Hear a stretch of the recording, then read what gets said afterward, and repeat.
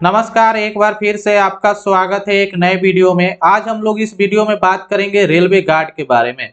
Railway guard का नाम अब चेंज करके ट्रेन मैनेजर कर दिया गया है। रेलवे गार्ड के ड्यूटी का जो स्थान होता है उसे हम लोग ब्रेक भान के नाम से जानते हैं। तो आज हम लोग इस वीडियो में जानेंगे कि रेलवे गार्ड के ब्रेक भान का जब किसी रेलवे अधिकारी के द्वारा निरीक्षण किया जाता है तो उनसे संभवतः कौन कौन सा उपकरण की मांग किया जा सकता है एवं रेलवे गार्ड से कौन कौन से जानकारियां पूछी जा सकती है। तो इस वीडियो में हम पूरी जानकारी प्राप्त करेंगे कि एक रेलवे गार्ड के ब्रेक भान का जब निरीक्षण रेलवे अधिकारी के द्वारा किया जाएगा तो उनसे क्या क्या पूछा जा सकता है और किस तरीका से पूछा जाएगा। तो चलिए वीडियो को शुरू करते हैं। देखिए, निरीक्षण करने वाले अधिकारी जो है अपना परफॉर्मा लगभग इसी टाइप का बनाते हैं जिसमें उनका सबसे ऊपर हेडिंग में नाम रहेगा गार्ड का नाम, उस गार्ड का मुख्यालय कहाँ पे, हेडक्वार्टर किस जगह है, जो वह गाड़ी में वर्किंग कर रहे हैं उस ट्रेन का नंबर क्या है, यानी कि अगर कोई यात्री गाड़ी है तो उनका नंबर होगा, या कोई अगर गुड्स ट्रेन होगा तो उसको भी डेस्टिनेशन के नाम से गुड्स ट्रेन चलाई जाती है। उस ट्रेन में टोटल कितने लोड हैं, लोड का अर्थ हो गया कि कुल कितने कोच उसमें लगे हुए हैं। अगर कोचिंग गाड़ी है तो उसमें कोच के नाम से हम लोग जानेंगे, अगर गुड्स ट्रेन है तो उसमें वैगन के नाम से हम लोग जानेंगे। ब्रेक भान का नंबर क्या है और निरीक्षण की तिथि क्या है। तो सबसे पहले जो है उसमें सबसे पहला मध्य क्रम संख्या जो है, मध्य जो है उसमें क्या पूछा जाएगा। तब ब्रेक भान उपकरण में निम्नलिखित उपकरण की जांच।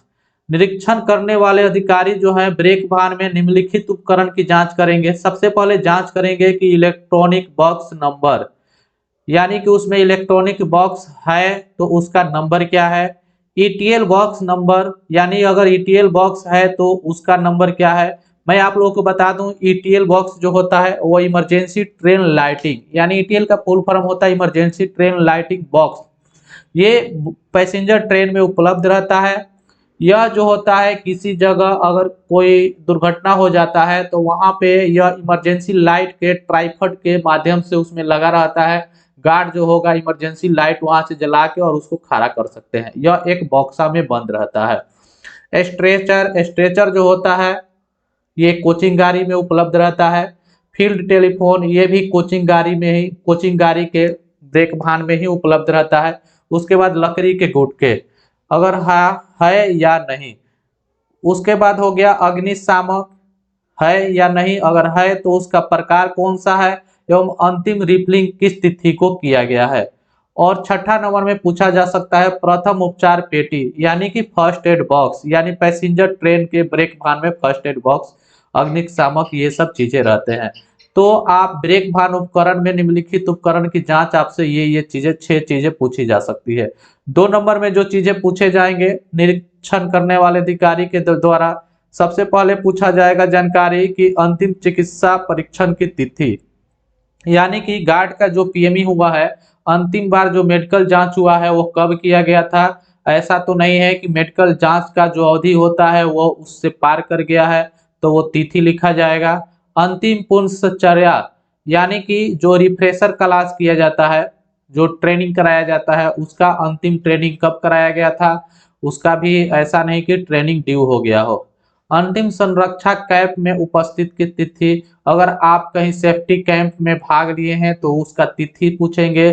स्वचालित क्षेत्र में काम करने के लिए दस्ता प्रमाण पत्र अगर आपके पास उपलब्ध है तो आपसे उसकी जानकारी मांगेंगे।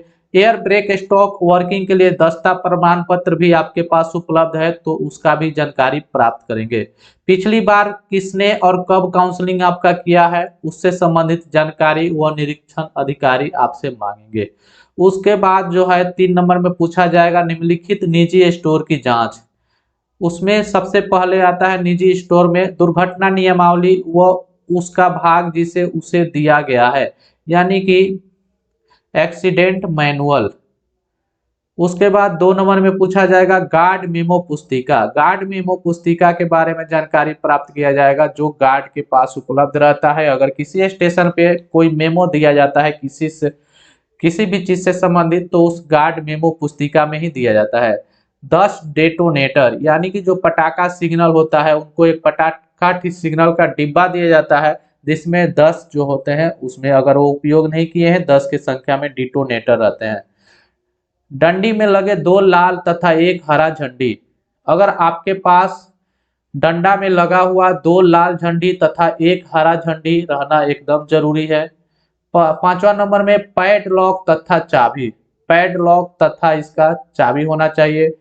6ठा नंबर में मानक आकार का टेल बोर्ड तथा एलईडी आधारित फ्लैशिंग टेल लैंप, यानी कि दिन के समय में जो ट्रेन के सबसे पीछे एसएलआर में यानी कि ब्रेक भान में जो लगाया जाता है सबसे पीछे टेल बोर्ड तथा एलईडी आधारित फ्लैशिंग टेल लैंप, जिसका उपयोग रात में किया जाता है। टेल लैंप का उपयोग रात में किया जाता है और टेल बोर्ड का उपयोग दिन में किया जाता है।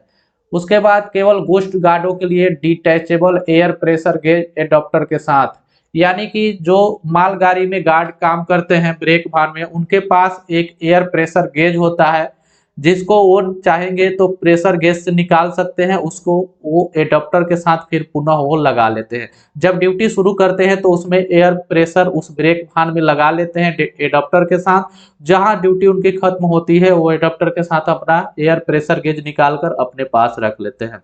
सेल के साथ टर्च, जिससे गार्ड जो है ऑल राइट सिग्नल रात में मिलाते हैं, उस सेल के साथ टर्च यानी टर्च के साथ जो है रात में स्टेशनों के साथ सिग्नल का आदान प्रदान करते हैं, इसलिए टर्च का आवश्यकता होता है। उसके बाद शिकायत पुस्तिका, यह केवल पैसेंजर ट्रेन के लिए होता है। अगर किसी पैसेंजर को शिकायत करनी है किसी स्टेशन पर या उस ट्रेन के बारे में, तो उसी गार्ड के पास शिकायत पुस्तिका उपलब्ध होता है। आप वहां से जाकर गार्ड से शिकायत पुस्तिका मांगकर आप वहां शिकायत कर सकते हैं। तो गार्ड के लिए शिकायत पुस्तिका पैसेंजर ट्रेन में रखना अति आवश्यक है।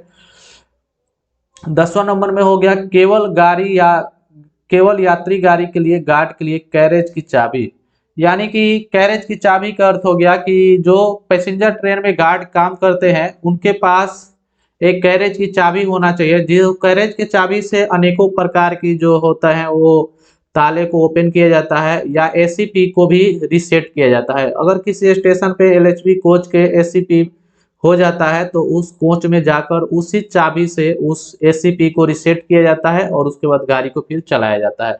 तो ये चाबी भी कैरेज चाबी रहना आवश्यक है केवल यात्री गाड़ी के गार्ड के लिए। केवल यात्री गाड़ी के गार्ड के लिए एयर ब्रेक कोचों हेतु एसीपी वॉल्व रीसेटिंग चाबी। देखिए कैरेज की चाबी से चाहेंगे तो हम लोग एसीपी रीसेट चाबी भी कर सकते हैं। उसके बाद 4 नंबर में हो गया, क्या गार्ड के साथ स्टेशन कर्मचारियों द्वारा सिग्नल का आदान प्रदान सही तरीका से हुआ। इसका निरीक्षण करने वाले अधिकारी जांच करते हैं। 5वां नंबर में सेक्शन में उस तिथि को लागू सतर्कता आदेश की प्रति गार्ड के पास मौजूद है या नहीं, यानी कि जिस सेक्शन में गार्ड ड्यूटी के लिए जा रहा है उस सेक्शन का कॉशन ऑर्डर यानी सतर्कता आदेश उसी तिथि का होना एकदम आवश्यक है। छठा नंबर में है कि निम्नलिखित मामले में गार्ड के ज्ञान की जांच। और गार्ड के ज्ञान की जांच करने का मामला हो तो सबसे पहले जो है निरीक्षण अधिकारी के द्वारा निम्नलिखित चीजें पूछी जाती है। सबसे पहला इंजन व्हीसिल कोड की जानकारियां प्राप्त किया जाता है कि इंजन इतने व्हीसिल देगा तो उसका अर्थ क्या होगा, तथा उसमें की जाने वाले कार्रवाई, तथा जो व्हीसिल बजेगा तो उसमें आप क्या कार्रवाई कर पाएंगे। ये सारी चीजें गार्ड से पूछी जाती है अधिकारियों के द्वारा। तो ये बेसिक चीजें है, आप इसको जानकारी को जरूर याद कर लेंगे। व्हीसिल कोड की जानकारियां। सेक्शन में लोड पार्ट संबंधित कार्रवाई, यानी कि सेक्शन में जो होगा लोड का पार्ट कहां कहां लोडिंग किया जाता है सेक्शन में, यानी आप जिस सेक्शन में चल रहे हैं वो लोड स्टेबल की जानकारियां प्राप्त करने संबंधित कार्रवाई। जब गाड़ी प्रथम रोक सिग्नल पर तथा आईबीएस सिग्नल पर निर्धारित समय से ज्यादा खड़ी हो तब पीछे की गाड़ी का बचाव आप कैसे करेंगे, उससे संबंधित जानकारियां आपसे पूछी जाती है। 4 नंबर में दुर्घटना मामले में पीछे की गाड़ी का बचाव आप कैसे करेंगे।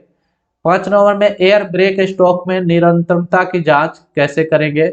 ग्रेडियंट पर जब गाड़ी खड़ी हो तब की जाने वाले कार्रवाई, आप उसका ट्रेन का बचाव यानी कौन सा कार्रवाई करेंगे उससे संबंधित जानकारी आपसे पूछा जाएगा। रोड साइड स्टेशन पर शंटिंग की प्रक्रिया के बारे में आपसे पूछा जाएगा। तो ये था रेलवे गार्ड से संबंधित महत्वपूर्ण जानकारियां। मैं आशा करता हूं कि ये जानकारियां आपको अच्छी लगी होगी। अगर जानकारी अच्छा लगा तो प्लीज चैनल को सब्सक्राइब कीजिए, लाइक कीजिए और अपने दोस्तों के साथ शेयर जरूर कीजिए। मिलते हैं कैसे ही अगले वीडियो में, जब तक के लिए धन्यवाद। जय हिंद।